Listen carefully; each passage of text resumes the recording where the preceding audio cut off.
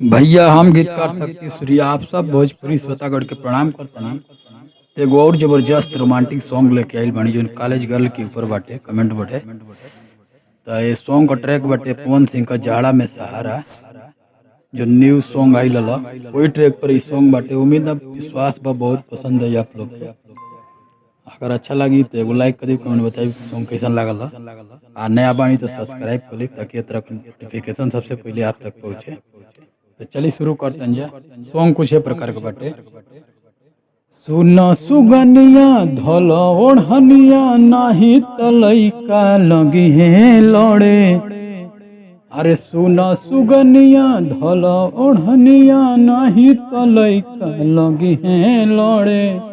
आजा ताड़ू कॉलेज पढ़े लेके है बड़े बड़े। जहाँ ताड़ू कॉलेज पढ़े लेके है बड़े बड़े। तो ये मुखड़ा। चलिए अगर पहला अंतरा सुना तनी।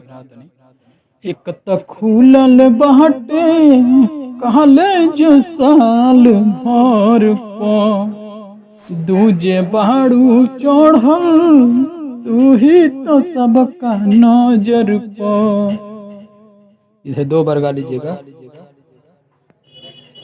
मारे लुकन की बड़ा ससन की जय बुलुटाई खड़े खड़े। आजा ताड़ू रोज पढ़े लेके है बड़े बड़े। जहाँ ताड़ू कॉलेज पढ़े लेके है बड़े बड़े। तो चलिए एक और दूसरा अंतरा सुनात नहीं। तोहरा ब्यूटी के सौर चारू ओर आइल बा, शक्ति सूर्या सिंगर देख के छोर आइल बा। इसे भी 2 बार गा लीजिएगा आप लोग। अमान कहनमा न तो रहनमा रोजो सुनाई घरे घरे। आजा ताड़ू नॉलेज पढ़े लेके है बड़े बड़े।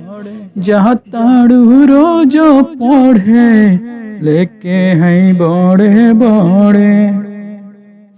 तो उम्मीद ना पूरा विश्वास भाई सॉन्ग आप लोग जरूर पसंद आई। तो चलिए मिलते हैं नेक्स्ट वीडियो में, तब तक खातिर बहुत बहुत धन्यवाद।